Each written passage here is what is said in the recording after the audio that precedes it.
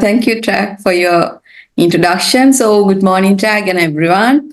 So, anyway, first, thank you so much for inviting me to participate this webinar and also share my experience with you all. So, though you mentioned me as an experienced tech transfer officer, I just have over 5 years experience in tech transfer field. So, let me introduce myself now. I'm Amali Hettige, and I'm currently working as a tech transfer manager at University of Mudunkotuwa, Sri Lanka, one of the most reputed universities within the country. So I hold a special degree in molecular biology and biotechnology, and I mastered in natural resource management. And before I joined to this field, I work as an assistant manager in one of the reputed private companies in Sri Lanka. And also I head one of the accredited laboratories in the country. And I'm also a lead auditor for ISO 14001 and ISO 9001 as well. So when consider about this tech transfer field, I gain knowledge from WIFO scholarship programs related to prior searches, drafting, IP management, and I am lucky to receive few scholarships from U.S CLDP programs from Osaka Institute, Japan, and recently I lucky to got the scholarship from the US as well as this Fulbright Vietnam program. So that's who am I. Thank you. Okay, Dr. Dulini Mudunkotuwa, please. Good morning, everyone. Thank you, Trang, for the nice introduction. I'm the head of Department of Mechanical Engineering at the University of Sri Jawadhanapura in Sri Lanka. It's the largest university in terms of student population in Sri Lanka. So what I do is I promote learn by doing in my department, where innovations are an integral part of the courses we deliver. So I have received a grant from Asian Development Bank to establish a makerspace lab, which we call as iLab, to convert students' ideas into real world products and services. So my background is I did my bachelor's in University of Mudunkotuwa and did my master's and PhD in University of Tokyo, Japan. So that's about me. Thank you. Great you have both here. Before we dive into our first topic, let me give you a quick rundown of what we are covering today. We start with understanding what technology transfer is and why it's important in universities or research institutions, followed by insights and experiences from our guest speakers. We are also going to discuss our recent visit to the U.S. and wrap up with information about the upcoming 2024 Intellectual Property Summit. I will call intellectual property as IP for short from now on. Okay, so let's start with understanding what technology transfer is. So based on World IP Organization definition, technology transfer is a collaborative process that allows scientific findings, knowledge, and IP to flow from creators such as university and research institutions to public and private users. Its goal is to transform invention and scientific outcomes into new products and services that benefit society. Technology transfer is closely related to knowledge transfer. According to Autumn, it's about evaluating, protecting, and transferring IP from the lab to the marketplace, corporate engagement, startup, and entrepreneurial support, and economic development. You will heard the term Autumn. Autumn is used to be called the Association of University Technology Manager, the nonprofit community in efforts to educate, promote, and inspire professionals to support the development of academic research that changes the world and drives innovation forward. That's some basic concepts has provided to you all. So now, Amali, could you share your insights on the role of universities and research institutes in technology transfer? Sure, Jack. So, for my understanding, universities or the research institute are the forefront of innovations because those are the places where the maximum technologies, the processes, methods are developed through innovations. And also, those innovations can have a significant impact for the society. But the most important thing is to get that impact. The process of technology transfer is really important. So that's where the technology transfer is coming to crucial role to play in the universities. That is the most important thing.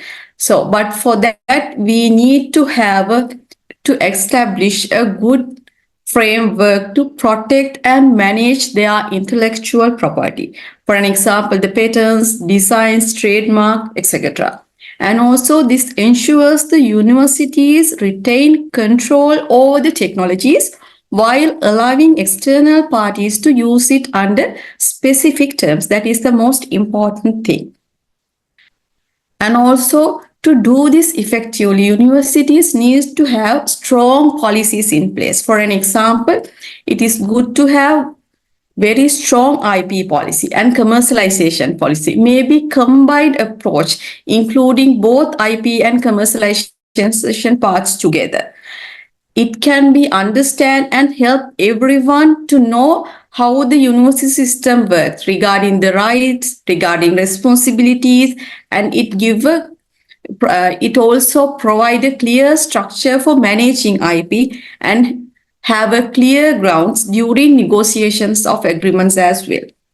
And also the next thing is regarding the having agreement templates. Maybe different people have different opinion to keep these agreement templates because templates can be vary after the negotiations. But what I believe is it's better to have templates because then the people know what is in there. For an example, I believe especially like standard templates like material transfer agreements, non-disclosure agreements. So those are the significant basic agreements university can have.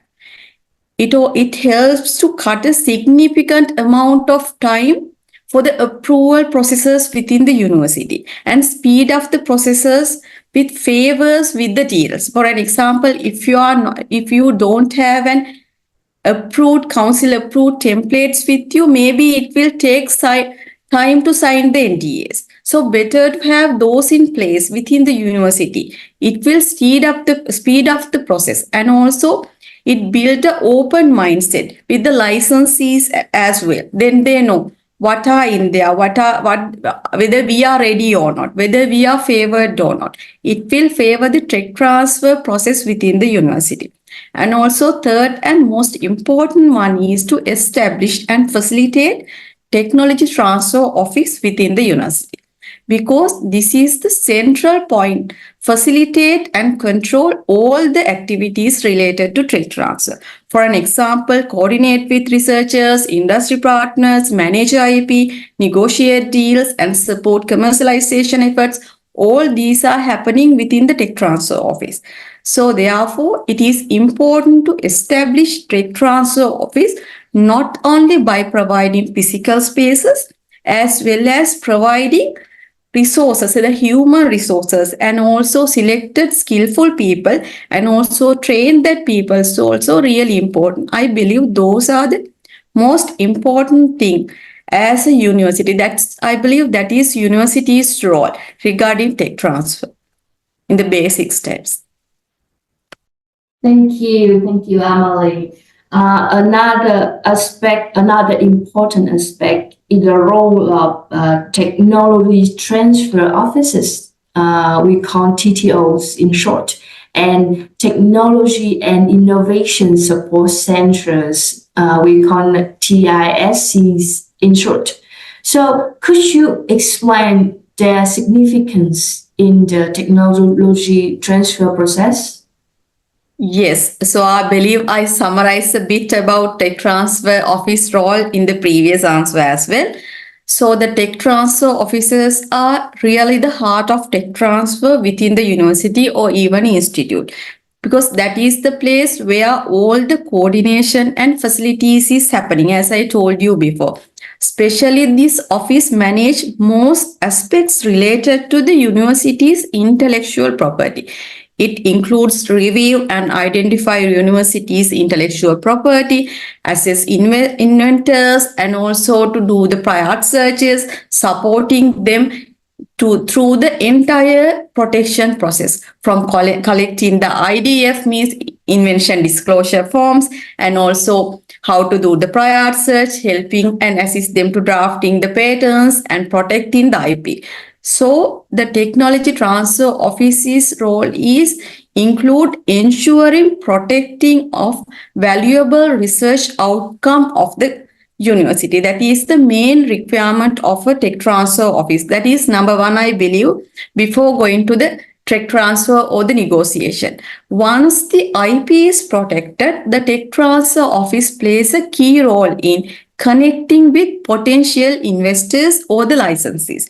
This include maintain a list of interested license parties or the interest investors, and also the initiate the discussion with them, because the tech transfer office has those details. Tech transfer office can ask for the tech briefs. Those are the things, then they can initiate the process of discussion within the on behalf of the university as well as the investors. And also tech transfer office is also responsible for drafting agreements, following approved templates, evaluating technologies, networking, marketing technologies, negotiations. Those are the main other things technology transfer has to play. And also the basic steps of tech transfer. Those are the basic steps of tech transfer. So other than that, the steps which ensures that the university's innovation, which is moved from lab to the marketplace. That is the thing. We are doing all these things to that.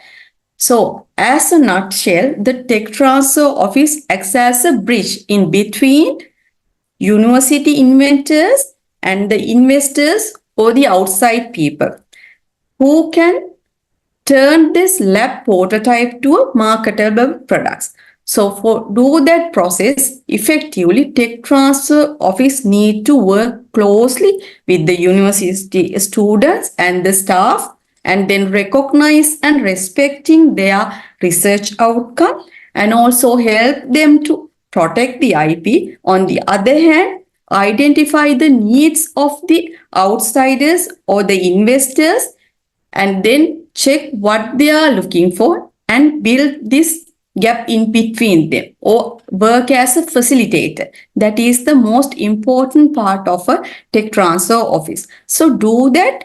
Tech transfer office people need to do their homework before entering a licensing negotiation, aiming to win-win situation for both parties. Because at the end all these, the main thing between both parties, it will go for the success. And finally, tech transfer office also help to assess the impact of technology transfer. It is also really important as a universities to identify their ranking, other details. So I think as overall, these are the basic things tech transfer office has to do as their key responsibilities. Thank you, Amali. Very clearly that the TTOs and TISC plays a significant role in our whole technology transfer process. So, Dulini, could you please walk us through the basic principles involved in technology transfer? Sure, Trang. So as mentioned by Amali and you, with the definitions. So basically, technology transfer is a process where we convert the scientific discoveries that are done in universities into the society where we can use them as actual product or services. So there are several steps in the process, starting from the creation of this intellectual property. So the creation part is very important for the universities because what we create has to be should be able to be used by the society. So what kind of problems we solve in the universities has to align the actual needs of the society as well. So this part is very important. Sometimes certain research could be done without actually consulting with what the actual need in the industry or the society. So universities have to guide the researchers in order to make sure that their creation is actually of value to the society. So that's the number one step. That's the first step. And once you create this, whatever the intellectual property, sometimes, the researchers has this wrong idea that we are only talking about technological advancements that you can only apply for patents. But the intellectual properties are much more than that. So there could be many different ways of securing the intellectual property, not only with the patents, there could be copyrights, the trademarks, trade secrets, and different other legal mechanisms. Just to give you an example, we just saw that recently on news that the famous Olympic Turkish shooter, he has actually trademarked his posture. So it's just one example on how diverse this can be. So sometimes the university researchers might not know that they can, they might create things, but they might not know that they can be actually protected. So it's the duty of the technology transfer officers to educate them properly so that they know the value of what they are creating. And so after the creation, it goes into the valuation where we have to value the creation in terms of many different, by considering many different aspects of it, the impact of it, the potential market, and the potential value of the product or service. So this valuation step is also a very important step in technology transfer. Once you do that, the technology transfer officers will link the innovators with that of any industry partners who would like to commercialize what they have created. It doesn't always have to be with another industry collaborator. Sometimes the innovators can create startups as well in order to drive their innovations by themselves. And whatever the method the inventors or the university choose to commercialize the product, it's the technology transfer officer's duty to go into the correct agreements and then have proper intellectual property management mechanisms in place to help the innovators and the university in actually gaining proper revenues from what the universities have created. Yes, those are the basic steps of technology transfer. Excellent, Dulini. I just wonder, could you share your thoughts on how technology transfer fits into the bigger picture of IP commercialization or IP management?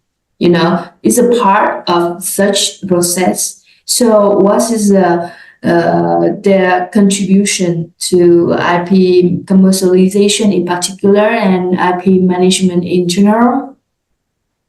Yes, actually, the technology transfer is not just a part of IP management.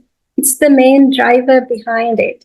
Because in order to gain any commercialization or any revenue, you need to protect what you have. So that's where the technology transfer plays a key role in ensuring that it is happening. So So the first connection between the innovation and management lies in the protection. So as I told before, there are certain products or services such as softwares where you might not be able to apply for a patent, but still it can be protected and can be licensed. So these IP protection frameworks that are in the university has to be able to capture all these creations inside the university and properly educate them. So one of the things in the university is that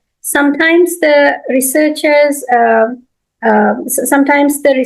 work as patents might not be actually one of their key performance indicators. So instead, you have journals or research publications. So sometimes the researchers might go for a publication without applying for a patent, which has to be communicated properly, and the IP management and the technology transfer team should be aware of this and should pave their way to not only go for a publication, but initially they have to protect their intellectual property before going into a publication. Because sometimes if you don't do it, they will not be able to get the proper recognition that they deserve in terms of protecting their work. And another thing the universities can do, and sometimes we can do, is fostering the startup ventures that are built around IP. So which is a very successful way of bringing in the revenues or protecting the IP. Especially certain universities have these incubation centers where they promote these kind of startups. So, and another hurdle in many of the commercialization is having certain regulatory bodies in terms of certain innovations. So, especially if your invention is in health and care, you have to follow certain regulations before you go for commercialization. And another factor that universities or the researchers forget is building a prototype and commercializing it is completely two different things. You can build a prototype, but in order to scale it up, you need to do further research.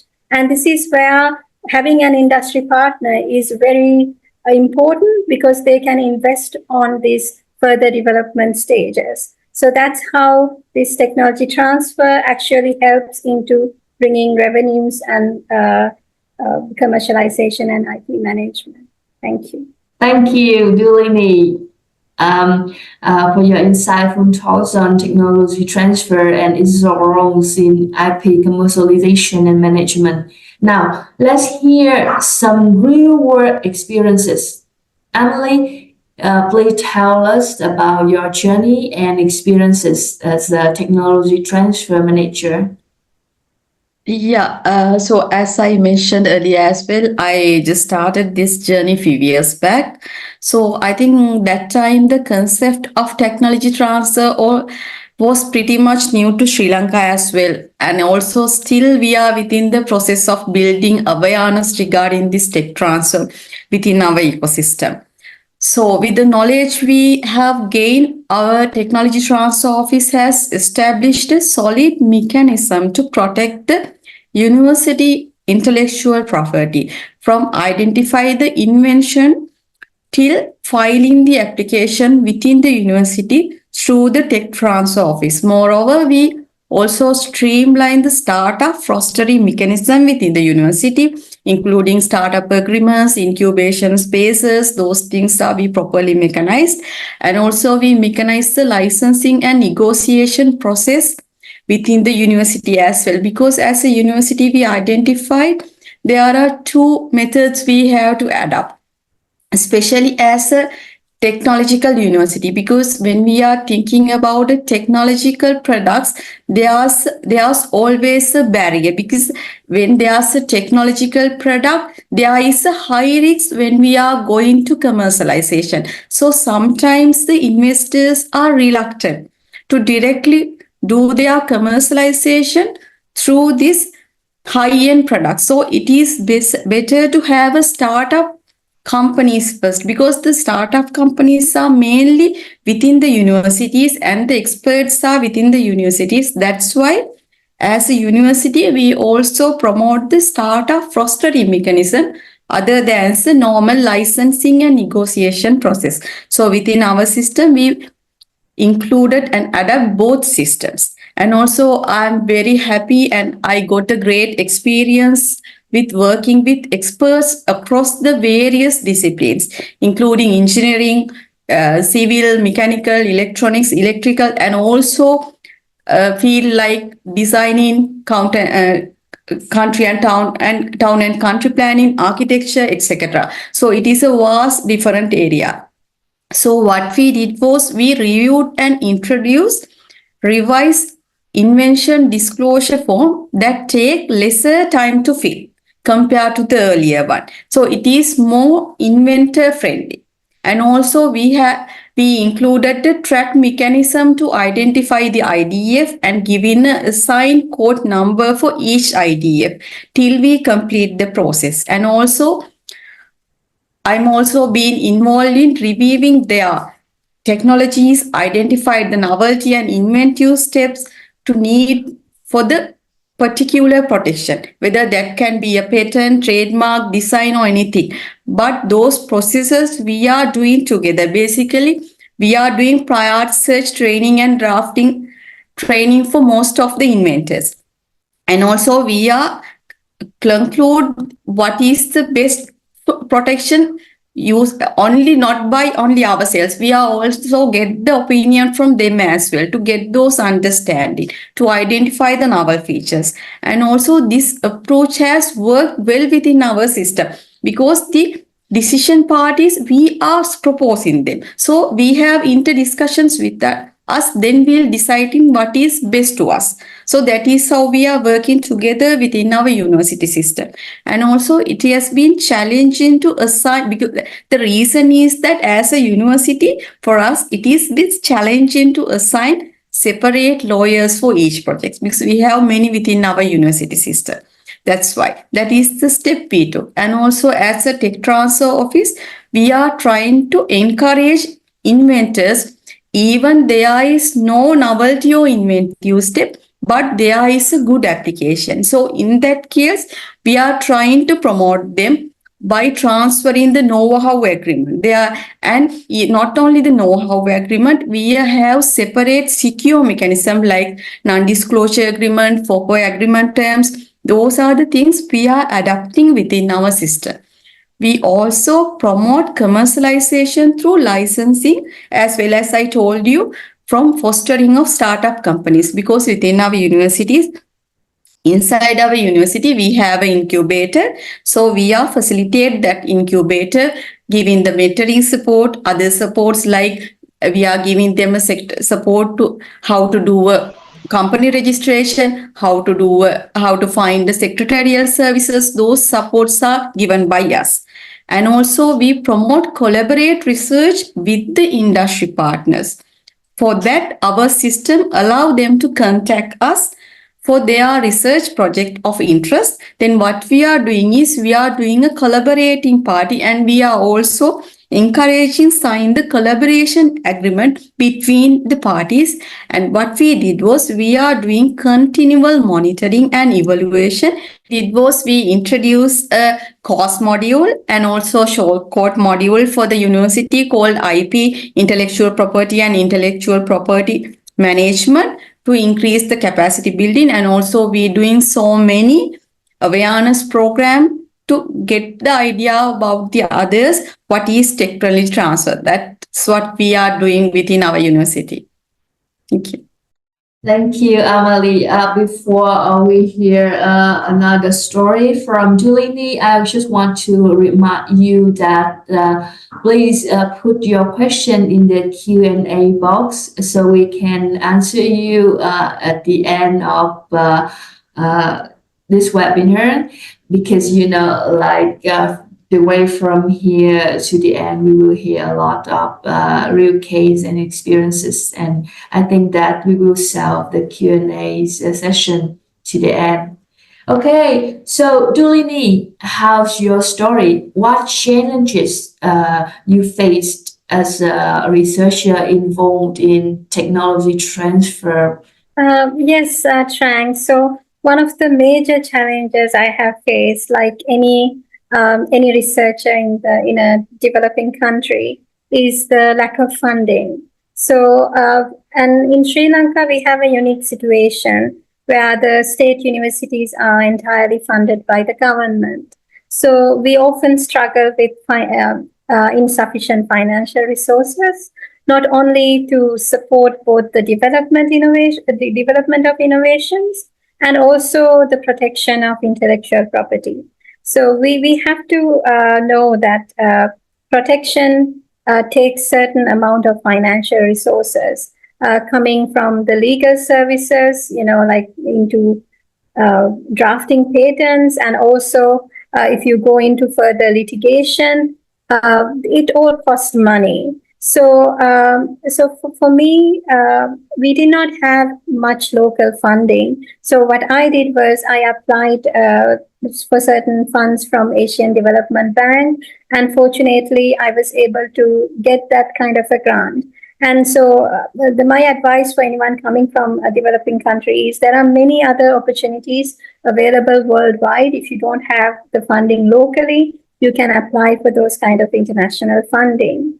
And another important hurdle was the limited infrastructure we have in Sri Lanka in certain areas. Especially, I came to Sri Lanka after doing my PhD in University of Tokyo, Japan, and the same level of infrastructure that facilitated my research there were not available in Sri Lanka. So accordingly, I had to do certain changes to my research area in order to facilitate that kind of research in Sri Lanka. And another important hurdle I faced was, I remember when I was drafting my first patent back in about 6 years ago, we had just established the Technology Transfer Office. And there were no resources available in the office because it was just started. And I had to write the claims of my patent by myself. Fortunately, we got a little training, but I had to manage it ourselves because at that time, not much resources were located in that area. But fortunately, now the things are improving and we are getting better legal support from our tech transfer office. And another very significant challenge in developing countries is that we sometimes our country is very small and the market that we have is not large enough to launch a product. And especially to secure the intellectual properties in countries where there's a large market like USA or Europe, it takes a large sum of money for IP protection. And not only for IP protection, but also if you go for litigation, it can cost a significant amount. And another challenge I faced was the regulatory challenges because I was working for innovations for the health and care industry. It is difficult to get the clearance from certain regulatory bodies for the inventions that we create.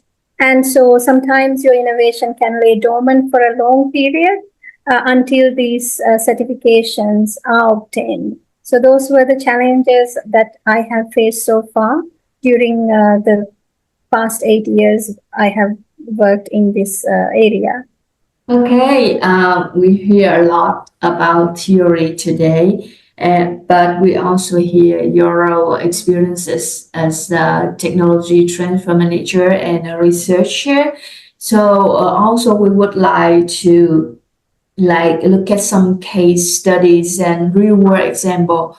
So Amali and Dulini, could you share any notable ones? Amali? I'm going to share a recent experience.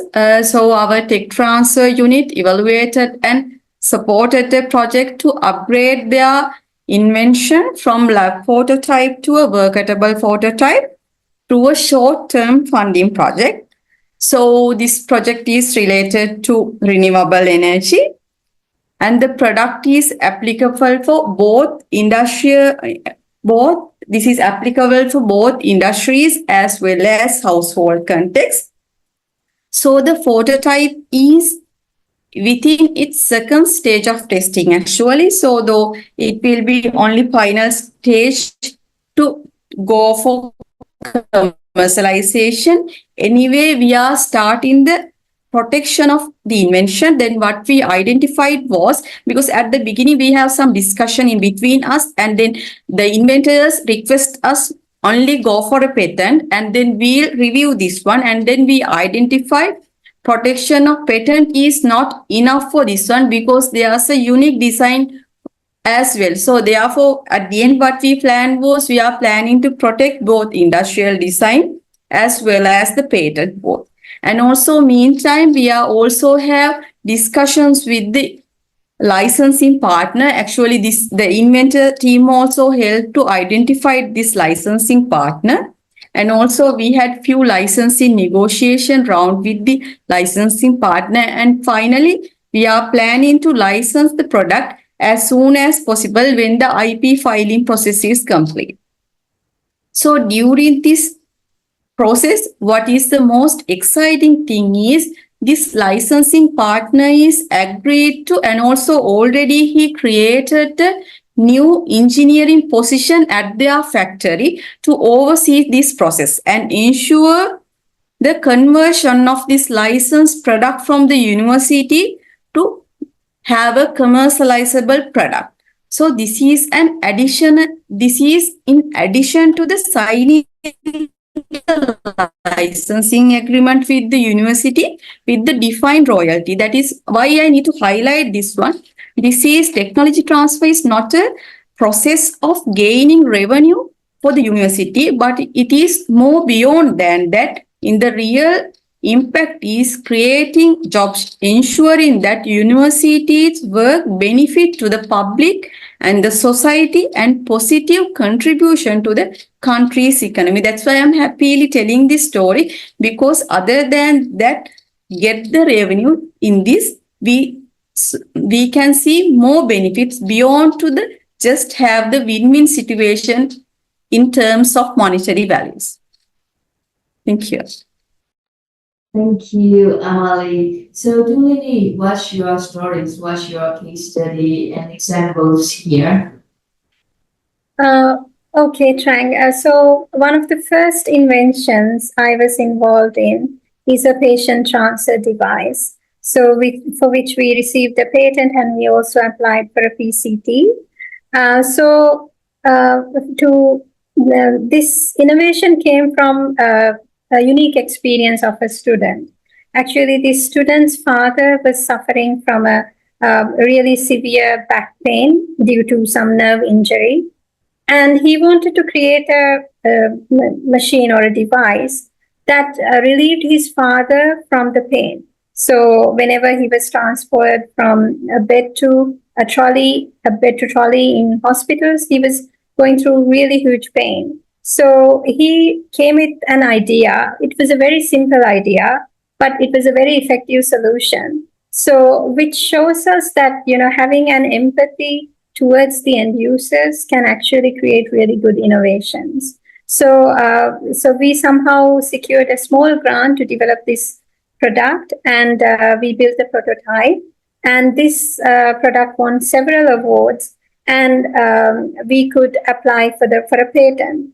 And the thing is, when we applied for this patent, that 6 years ago, we did not have anyone to formally advise on how to do this kind of patent drafting. We had a little bit of a training, but together we looked at many number of patents and wrote our own claims. And finally, we could get a grant from the World Bank to apply for this PCT. And at that point, we got some legal advice to improve the claims that we did earlier. So even after getting this patent, to commercialize it is another hurdle, because it's a healthcare device. We need to get the National Medicine regulatory authorities certification in order to commercialize the product. So fortunately, currently we have found an industry partner who's interested in actually developing this product and selling it in the foreign market. So we are working with them to get to re-engineer to scale up the production of our device, and also we are working with the regulatory authorities to get the necessary certification to get the approvals. So because of this experience, currently I have moved to a different area, that is Sri Lanka Gem and Jewelry Association in Sri Lanka. So I'm working closely with them to develop the machinery for that industry, which gives me less hurdles in the regulatory terms of the body, because no one's life is in danger. They are just jewelry. But this also helped me to do some very critical innovations for one of the main industries in Sri Lanka. Yeah. Thank you, Dulini. It's clear that tackling real-world problems is more challenging than we might imagine. We've learned so much from the valuable experiences that Amali and Dulini have just shared. I believe that whenever we have an issue with patient research and innovation, we can strive to achieve the best possible outcomes.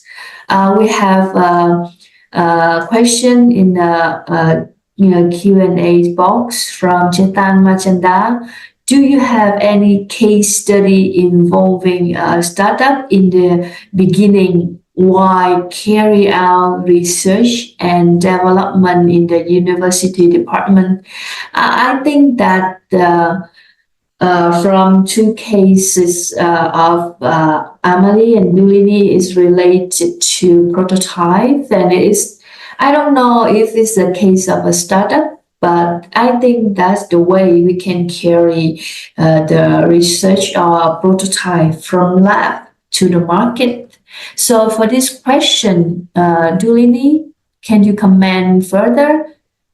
Do you have any case study involving a startup in the beginning? Yes, actually, in our university, not for me personally, but we have an incubation hub where we provide students with small offices, as well as so that they get an address, and they get a legal entity, I mean legal place of operation during the first 2 years of their startup. So we have an entire department called Department of Entrepreneurship, where the students need to come up with a startup at the end of their degree. So they need to, so what they do is they develop certain products, and then they commercialize it. And the interesting thing is, in this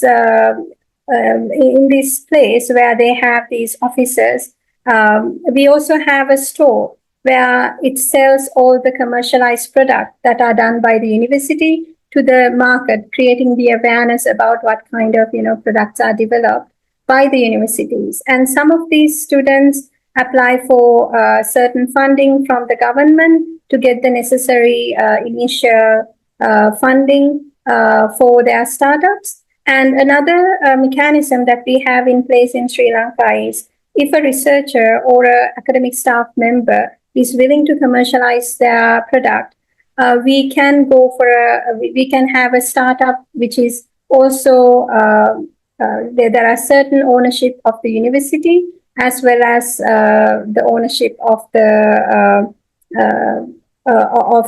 researcher himself. So that kind of mechanisms are in place to support the startups. Many thanks, Dulini. Amali, Dulini, and I visited the U.S. in July this year to learn more about technology transfer practices. I think the 2024 U.S. visit was an enriching and insightful journey marked by significant engagements and learning experiences. Over one week trip, I myself had opportunity to explore various phases of IP commercialization and technology transfer and innovation as well across different institutions and industry in the U.S. So, Amali, what were the highlights and key takeaway on your end? Yeah, first of all, I would like to thank you all, including Fulbright University Vietnam as well as the U.S Department of State, for sponsoring me and giving me that wonderful opportunity. So, because I captured many points and learned many good practices which are currently happening within the US. So, if I summarize the highlights, first is the opportunity I got to participate in the autumn program, because it is a wonderful experience where I had a chance to meet many experienced field experts in the tech transfer field. So because of that, I had the opportunity to personally discuss my issues with them, the issues we are facing currently, and found solutions from their communities. Because what I understood was, we all as a tech transfer community, we all have same pain points. But the thing is that it may occur at the beginning or at the end. But anyway, they are within their journey more better than us, so we can gain more details from them. That is the best thing I gained from this program. So the program itself provides us practical applications, best practices, analysis tools, and methods that I can implement it within our ecosystem. The second most important thing is we got a chance to visit 2 tech transfer offices at Louisville and Kentucky universities.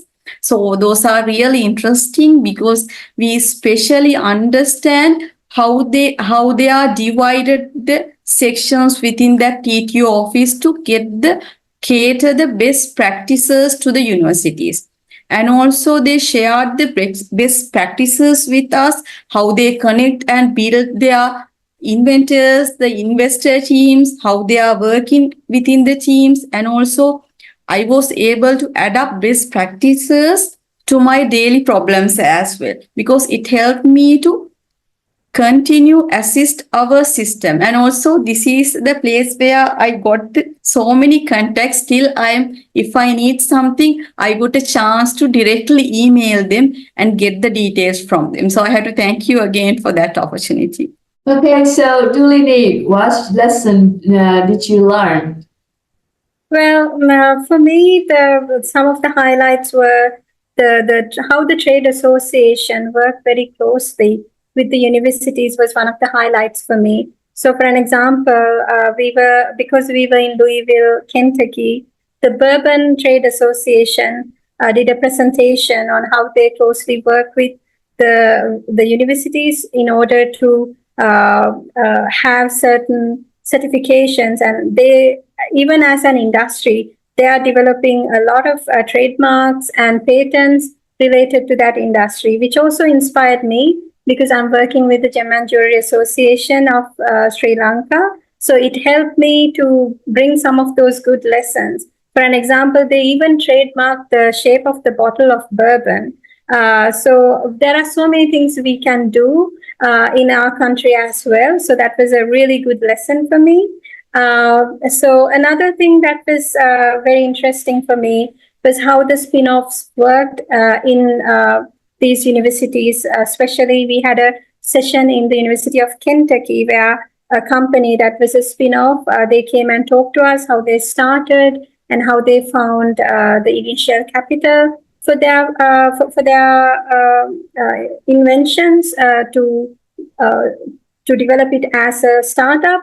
So that was a very interesting experience for me. And also how to find the industry partners, and especially the fact that they have something like Autumn. Autumn is basically an association of technology transfer officers and the researchers and innovators coming together like at different paths. The concept itself was very fascinating to me, because I think in countries like ours, we are just starting that kind of collaborations with everyone. So because if we work together, I think as a society or as countries, we can further develop these kind of IP commercialization. So that was also very important for me. There were many learnings. I think I'll need another day to go through everything we learned there. Yeah.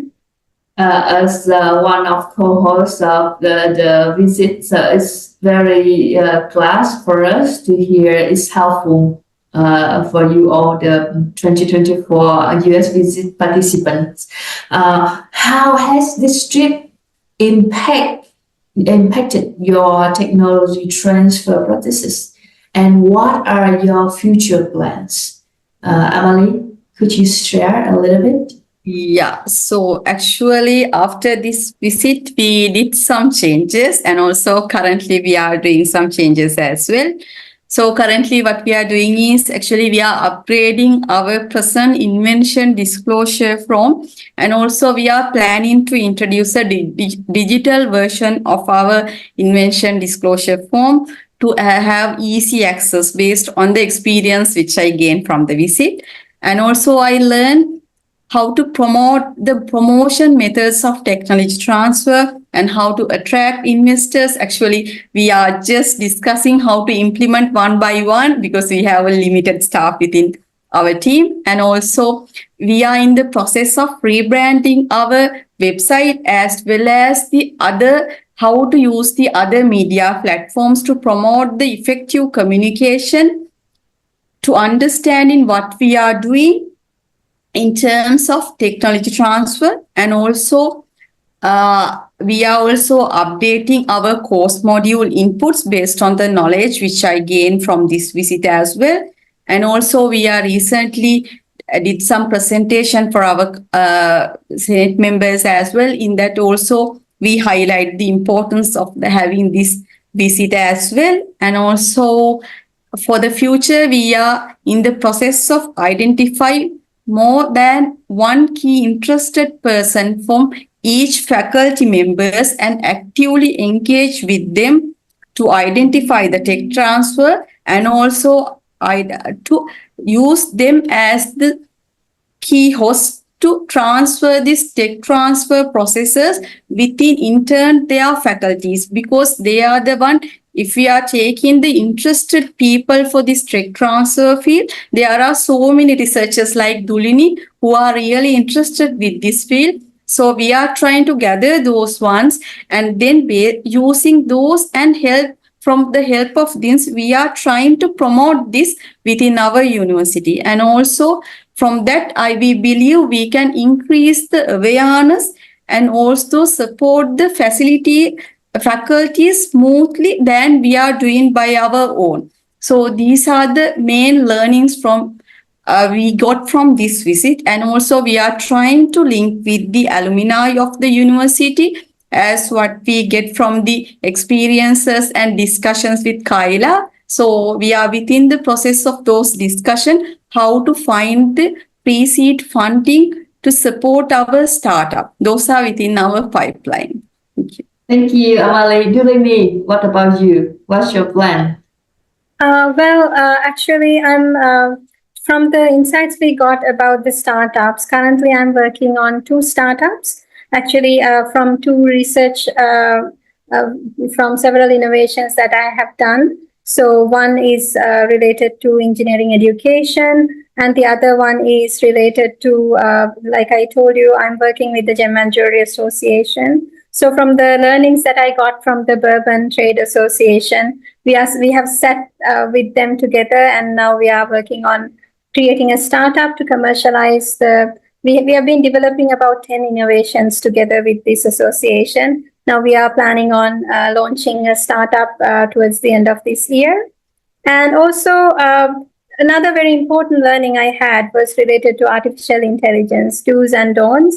So if anyone doesn't know, people, especially students, when they want to write something, so even in their patents, they would use ChatGPT, which is a very dangerous thing to do, because once you do that, you actually give your the right of the claim to the OpenAI. So I got the awareness of that by participating in the program that the U.S. Visit we just had, and I've been educating others about these things, and that the entire learning experience is bringing so much change to what we are doing here, especially with the social innovations as well, which is something that we learned from the University of Kentucky. And I have to thank Trang and everyone in the Department of State and the Fulbright University, Vietnam and USA for the opportunity and for the funding given. Thank you very much. No, we are the ones who thank you all for your contribution, your knowledge, your skill sharing with us on all the way from Sri Lanka to US, and now in this webinar. We truly appreciate. Okay.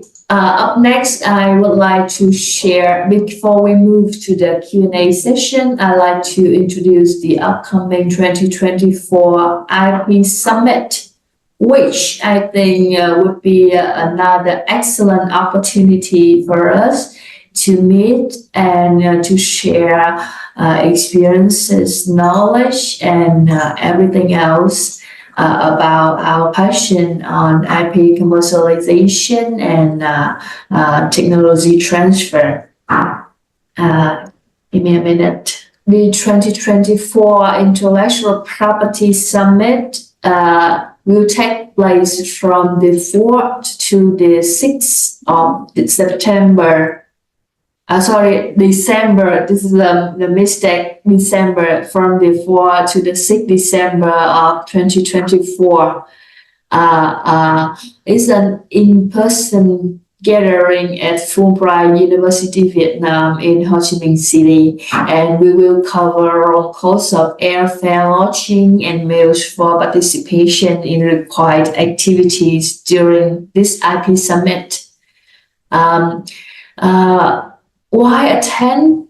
As I said, it can be an incredible opportunity for researchers, innovators, and IP managers in the Indo-Pacific region, specifically from Bangladesh, Bhutan, Burma, or Myanmar, Fiji, Sri Lanka, Papua New Guinea, Cambodia, India, Laos, Maldives, Nepal, Thailand, and Vietnam. We will exchange ideas with each other and with experts on IP commercialization and technology transfer, how to establish and enhance the effectiveness of TISCs or TTOs to encourage innovation beyond academic and research environment. I see that some of you here are businessmen or entrepreneurs.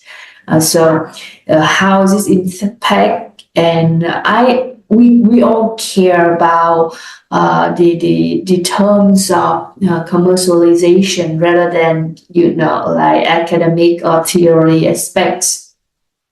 We would like to make an influence in the economies of Indo-Pacific countries and all over the world as well.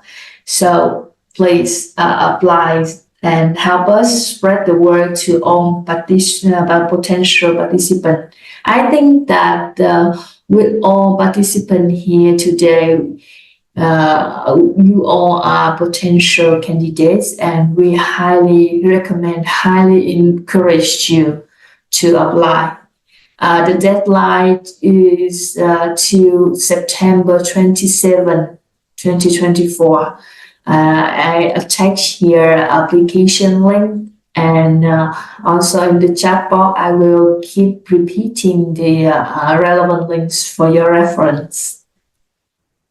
Okay, if you have any questions, feel free to keep in touch with the program team on our webpage, program email, and LinkedIn page, as mentioned. Okay, thank you. Now, we've covered a lot of crowd information today. Now, so let's open the floor for questions, and we'll address as many as we can. And as I mentioned earlier, if we can't answer all your question, we will keep in touch with you directly via your email.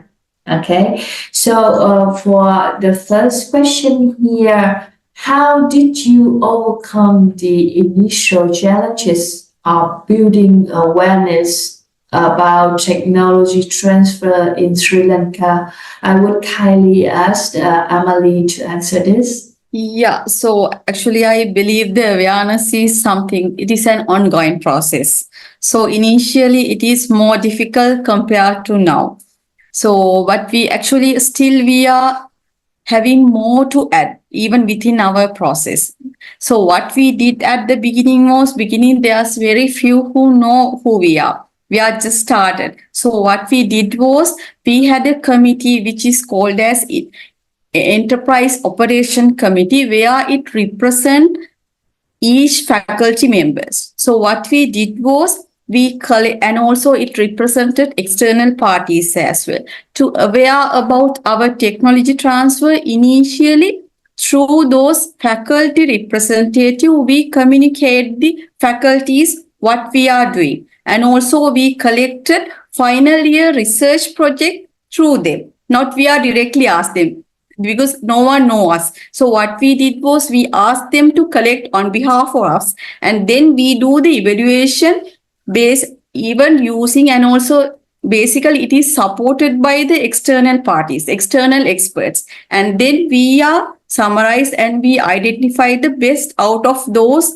final year projects, and then we invited the experts in the outside and also researchers within the university, and we physically go to those laboratories and we saw these products, and then we have initial discussions, then we identify whether there is need for the protection, and because of that people know we are existing and we have chats with them, and these are normal chats, friendly chats. Then they identify there's a place to go for IP protection. If they need to commercialization, or if we need to do startup, there's a place to go. That is how we started this one. And then because of that, there's a trustees building. As well as in the initial stages, we are very concerned about, even with time to time, we are sending the emails, we are asking the awarenesses, those things are happening.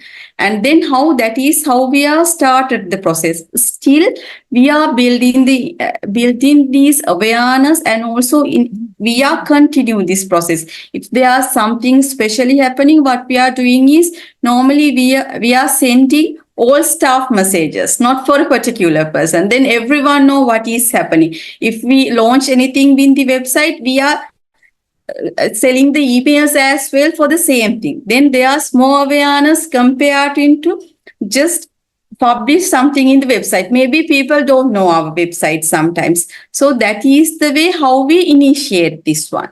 Thank you, Amali. I think that the second question is, I think that Amali can help us with this. Some industries are not open to take up innovations that can bring a change in their usual process. They don't want to change, This makes the transfer very challenging. So how do you think we can handle such situations? Yeah, so what we can do is try in that case, normally, especially for the tech field, that is happening because normally the tech product is there.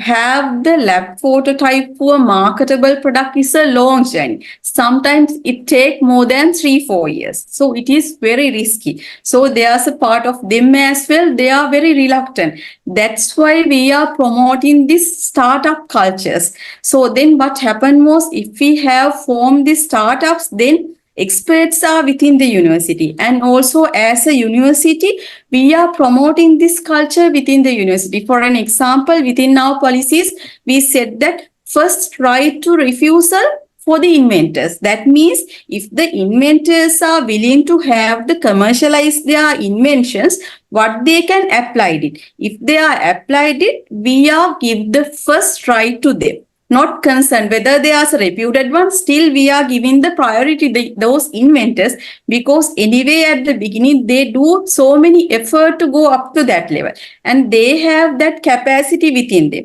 Other than funding, regarding the expert, they have the expert in that one. So we are promoting that culture. To promote that one, we have our incubator. So we facilitate within that our incubator. But for the selection, we have some criteria. For an example, they need to show us the simple business model plan. Then they know they have to check for that. Who are their competitors? What are the resources they need to have, what kind of cost they need to have, those things they have to find out their own. And then we are signing the startup agreement with them, because the startup agreement, they can use the university name and the university address for their promotions and their wares, and the free Wi-Fi and the basic other facilities are anyway free. They have to pay. From their first sales up to particular period of time, they have to pay the royalties. That's all. Because this is a promotion thing. By that, they can bring that prototype to a marketable product. Then either they can continue, or then either they can party with the reputed company. Then for the reputed company, the risk is low. That is how we are doing this process within our system. Trang, I would also like to add something to that. Yeah, because Trang, now I was also working with the gem and jewelry industry in Sri Lanka. So initially, actually, they are also very reluctant on how they have a bad reputation about how universities approach their problems. So what we did was we came into contact with the trade association, and we talked with them and asked them what their problem is. If you involve them from the initial stages, the problem is theirs, and they give you a lot of inputs in order to how to do it. Let's say if I do not consult with them and I do my own innovation and bring it to them as a foreign something, they'll find hundreds of faults in it. Right? But if I involve them from the very beginning, they will help me identify what the actual problem is, and also they will be part of the solution as well. They themselves know what would work and what would not work. So having their input from the beginning until the commercialization is very important. And I think we should not only do innovations by ourselves, we should definitely get the input from all the stakeholders so that the resistance will be less when you commercialize it. Yes, I agree with both of you, Amali and Dulini. This is why we need proactive roles in any university or research institute. We have to approach the demand of the market and show them the benefits, or else they can remain unchanged and they will leave behind. So everyone move forward looking new advanced technology or cutting edge technology, but they still in the same position. So it will harm themselves, not change anything. So moving on with the next questions, I think Dulini, please help us to answer this. It is applicable for university students and researchers only if I identify myself as entrepreneur who have built a business already and currently looking for expanding to other similar markets. Will this be any relevant? I think that he or she means the relationship between his or she as entrepreneurs with the research and the technology transfer. So could you please help us with this? Actually, nice thing I heard from the autumn conference is that they encourage businesses to come and approach universities, because the universities usually have these tech transfer officers where they can take care of technology transfer and help the small industries to bring it to a certain level. So if the universities can work with them together to further develop their products, and not only you can use some the good trademark, or the you can use the publicity of the university into your advantage, and also get some resources from the university. It has to be a win-win situation. University also should gain certain input from the company, as well as the company can also develop with the help of the university. I saw that very successfully implemented in the USA, where the even businesses reach out to these tech transfer officers and get their help in securing their patents, which will be owned and managed by the university, and the benefits will also go to the company as well as the university. Yeah. Thank you, Dulini. Up next, a question from Cheta Manchida. How do you make technology transfer to be more fair, etc., if there are more interested parties for technology? Okay, I will comment first on this question, and then maybe Amali and Dulini could help me with this. Technology transfer, as I mentioned, and Amali and Dulini has discussed previously, is a collaborative process. It's a bridge between demand and supply. From the left, you can remember the title of this webinar, From Lab to Marketplace. So you have to pay attention to the demand of the market. So it's always a fair process between supply and demand. So, but sometimes we have to play a proactive role, as Amali and Dulini have generously shared, that you have to approach the funds, the investor, to try to persuade them about the potential of your products or your research. And also you have to develop your technology to adapt the requirement of the marketplace. So what do you think, Amali, about this? Yeah, so actually this is something called, anyway, if we are as a collaborating party, if we are collaborating something, if we need to win that collaboration, we need to fair. That is the number one rule, I believe. So for that one, we need to understand. That's why I told you before, as a tech transfer office, we need to understand in terms of university's expectation and inventors' expectation. On the other hand, we need to identify what is the expectation of the investors and what they are looking for. That is the thing. So this is something bit not easy, actually, especially during negotiation. But the thing is that anyway, the universities has their policies. So certain amounts are anyway defined.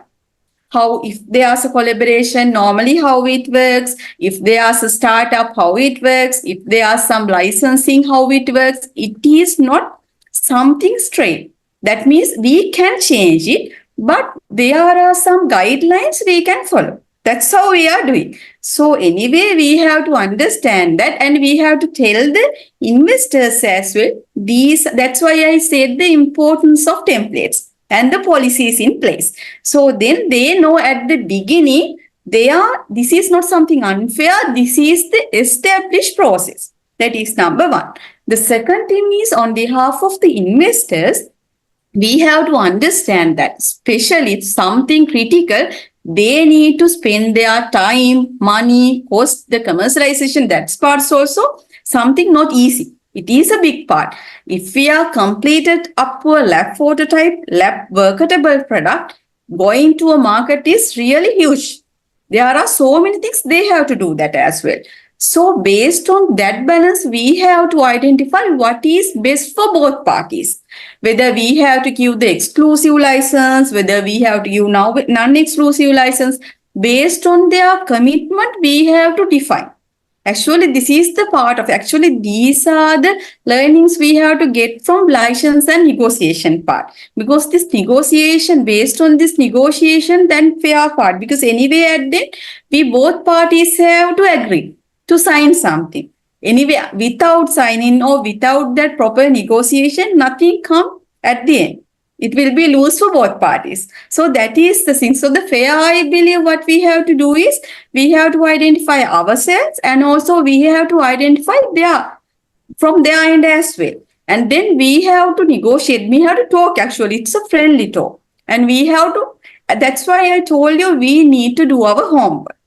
Because we need to tell them what we did up to now, what is the cost, what are the competitors after us, what kind of cost will take place, and how it is market will place, what kind of security we already have. Those things we have to tell them. And based on their ideas also, we can have some ground level, which can be agreed this one. I think it is not, though we telling this one, when we are doing this one, maybe it is not easy, but we have to find a way to do that. That's how the tech transfers are working. Yeah. Thank you. I agree with you, Amali. So last question, Dulini. Talking about funding opportunity for training in technology transfer for candidates from developing country. Can you please expand on this, Dulini? Yes, Trang, I think there are many training programs available at the World Intellectual Property Organization website. If you go there, you'll see that there are special I think the special tuition waiver for developing countries is also there. And also you can go to Autumn AUTM YouTube channel. There are most of the their conference videos are uploaded in the Autumn YouTube as well. So they are freely available to everyone to see. And those are, maybe Amali can add some other resources as well. So mainly those two I can direct them to. But in terms of funding, I think Erasmus funding by Europe is a major funding resource, and there's Melinda and Gates Foundation who provides funding, Asian Development Bank, World Bank. There are many funding agencies. If you go to their websites and check the calendar year on when these are released, you'll be able to apply for them. Yeah, just like to add bit. If you are going for a reputed universities, tech transfer officers, you can see there are so many details are there. How the negotiations happen. Even if you are going for the Sri Lankan tech transfer office website, there are so many webinar details, the other details, how it works, how the tech transfers happening, how to protect the IP. Even if you are going for USPTO, you can see how they are working. There's a webinars for them. For others as well, European Union, they all have different kind of things. What you have to do is you have to identify what is best for you.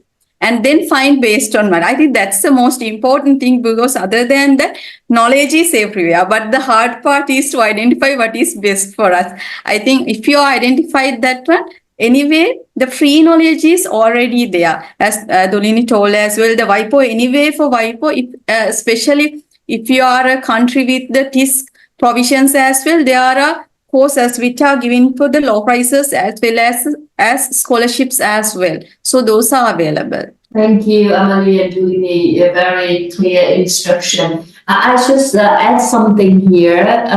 First of all, I duly note here the upcoming event of our program, the 2024 IB Summit, is an excellent opportunity about training in technology transfer. So please, Bhavisha said, please apply, and we hope we can potentially welcome you to this summit.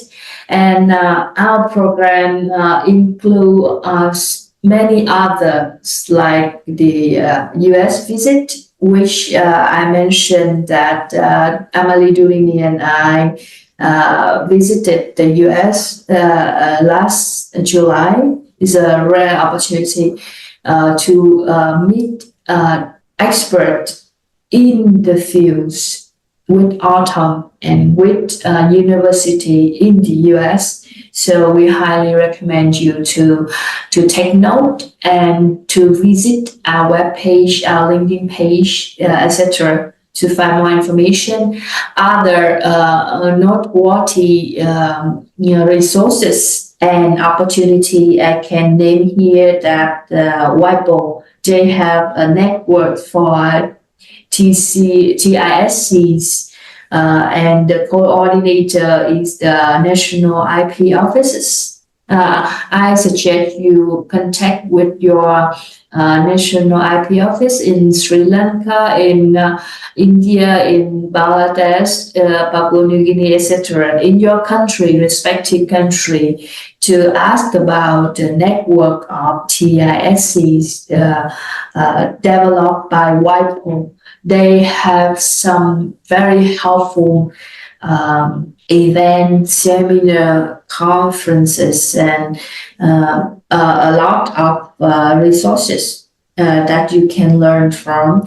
And also, because I'm the researcher of this program, I know that you can always learn from YouTube, especially from some famous technology transfer office of Harvard, MIT, or other country or other university in Europe, in Singapore. You know, Asia is a rising star of technology transfer. So we can learn from each other in the region, Indo-Pacific region, beside a famous name like the US or Europe, etc. So, all right. I think that we have an excited webinar today. So thank you for your question. We have a fantastic discussion. I'd like to thank you, our guest speaker, Amali and Dulini, for their valuable insights and experiences. Thank you all for joining us. We look forward to seeing you all at other events of the program. Have a great day, and please visit our webpage for more information and for more excited opportunity. Okay, goodbye. See you later very soon. Thank you.